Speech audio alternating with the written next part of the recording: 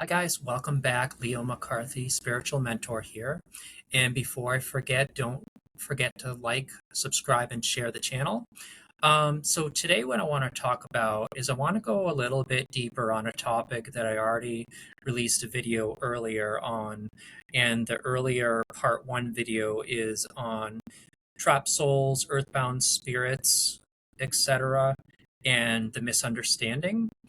And so, what I want to talk about today is I want to go beyond what I talked about in that video and just quickly, that previous video, I talked about a book that I recently had been listening to that kind of validated some thoughts that I had about these topics as well.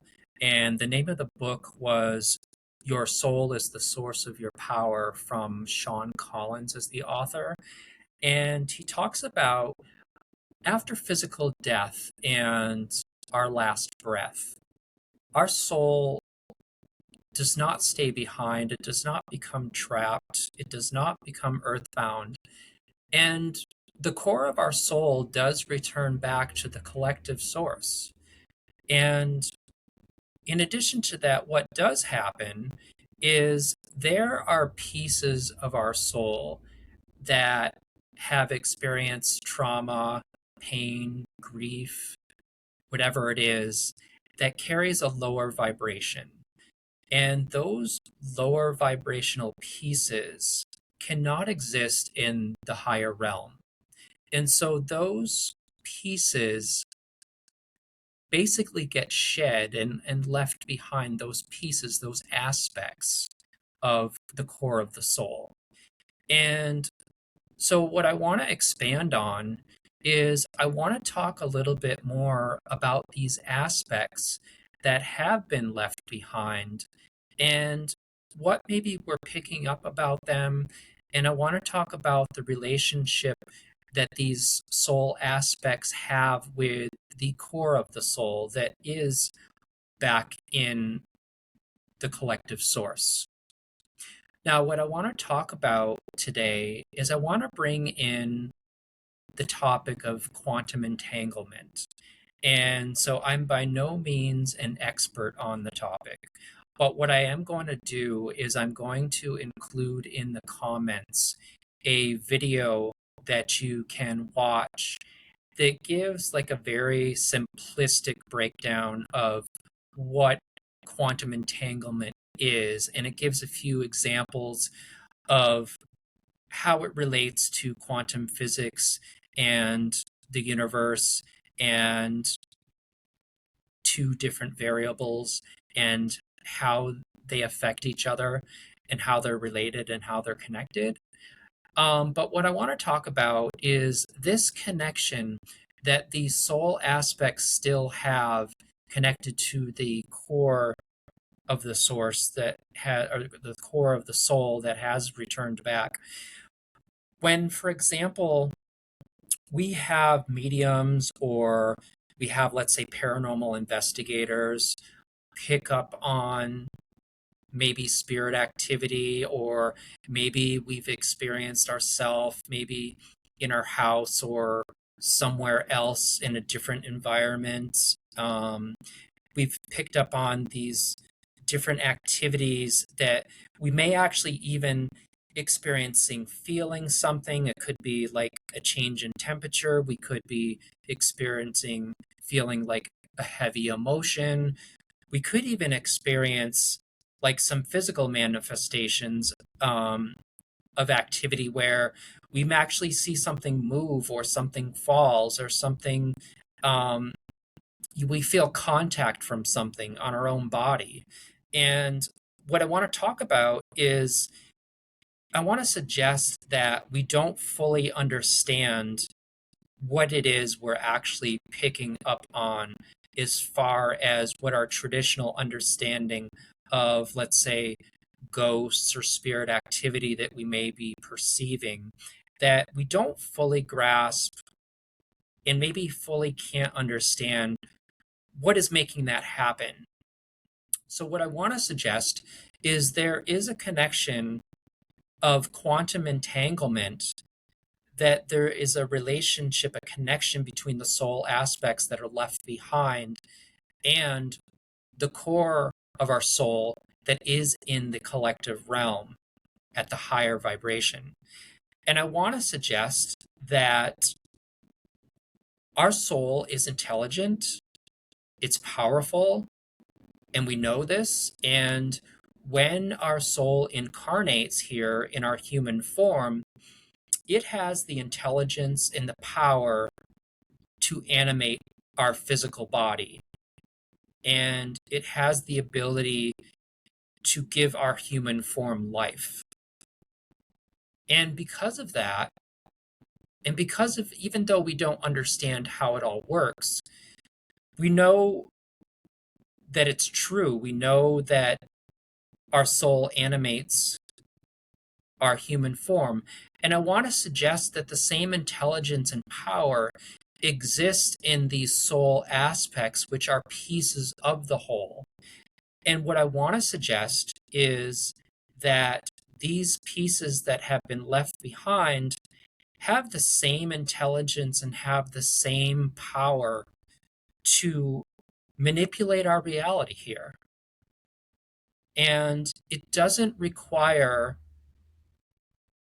it to be a full soul or an entire spirit as we know it, because if we think about ourselves as a human, we would only expect that when we're alive, we could walk around and, let's say, pick up a ball off the ground with our hands because our hand is attached to our body, right? And why would we think that, let's say, for example, you know, I don't know if you've heard the show of or seen The Addams Family, right? And, that random hand, that piece that comes from a body that is intelligent and is able to manipulate reality on its own without being part of its entire form. And it's hard for us to wrap our heads around that even being possible. But what if these soul aspects have the same intelligence and power, just like our DNA, for example, has the same power and intelligence that makes us up and is the foundation of our existence. And the possibility is that even our soul is attached to the DNA. Now, I want us to consider, and I just want us to put the possibility out there to explain that the activity that mediums or paranormal investigators may be experiencing, that it may not necessarily be from an entire full soul that is making it happen. Now, you might ask, well, how does that explain people seeing fully formed apparitions? And how does that explain maybe negative activity or positive activity? And I want to go back to the quantum entanglement, that we don't fully understand how quantum entanglement works. We can sort of measure it, but there are parts of the entanglement that can't be measured or understood. And who's to say that this soul aspect can't project a fully formed image, just like if you remember years ago, maybe in the 70s or 80s, where we had cameras, that we had film, and we took pictures, and these negatives of these pictures could be turned into slides. And these slides are made up these negatives that were basically slivers of the captured moment. And we had back then projectors that we could put the slide and the negative, the piece of the whole picture, inside the projector, and we could consider the bulb and the light that projects the light through the negative to put the fully formed image onto a screen. That light bulb, that power, is the same as the energy source and the power and the intelligence from our core soul, that the soul aspect left behind here has this quantum entanglement connection to, and is able to use this power from the core of the soul that it's connected to project a fully formed apparition or spirit. Now, that's just a theory, just like everything else is a theory. But how do we know? So I just want to put that question out there and give us something to think about. The other question is, if we talk about these soul aspects that were left behind and they were of a lower vibration that couldn't exist in the higher realm, what I want to talk about is, we might question is, if we are experiencing, let's say people might experience what they might be picking up as like a friendly spirit, that why would a negative or lower vibration aspect be able to produce positive things or friendly energy? And I want to suggest that these soul aspects, because of the quantum entanglement that it has with the core of the core of the soul is pure and it's high vibration. And so this soul aspect, even though it might have carried and have been left with a lower vibration, still has the power to project something positive, and can, with the power and the intelligence from the source of the soul's energy, manipulate reality. And something else I wanted to just touch on, that I touched on in the part 1 video, is the notion of the soul return that I offer. Now, these soul aspects have the ability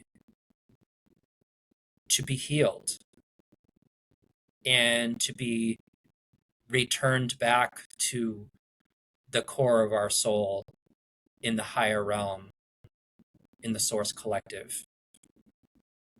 And I talked about when mediums and individuals are helping spirit cross over, that what may be the case that's happening is these aspects are being reunited and crossed over and returned back to the core of the soul. So I hope this gives you more to think about. And I know you can probably go down many more rabbit holes with this and probably knock holes in these theories as well. But it's just something to think about and to consider, and to keep an open mind that we don't fully understand everything. And because we've always had the question, or people do have the understanding that time isn't necessarily linear, and that would also explain that our human way of thinking and to figure out how things work and understanding fully things to do with the universe and the soul, that we may not be able to fully comprehend how it all actually works and what's actually happening. And just that there's a bunch of theories out there, and we really won't understand how everything works until we are returned back as a whole to the source collective. And our soul will know and our soul will remember, but we may not, and we are maybe not meant to fully understand, because this is how our soul grows. Because when we decide to make this trip, this adventure here on earth, it's to grow as a soul. And if we were to know everything, what would be the reason to continue? And so I think we're always evolving as a soul. And I think that is part of maybe the whole experience, is to evolve. So again, I'll remind you, I'm going to put a video in the comments about quantum entanglement that you can watch, and you can even pause this video and watch that video for the quantum entanglement and just get a little simple explanation on a complex topic, and just get a hint and a grain of understanding to just see we have enough to question things. So again, don't forget to like, subscribe, and share. And if you found this information, keep sharing it, and we'll talk soon. Bye.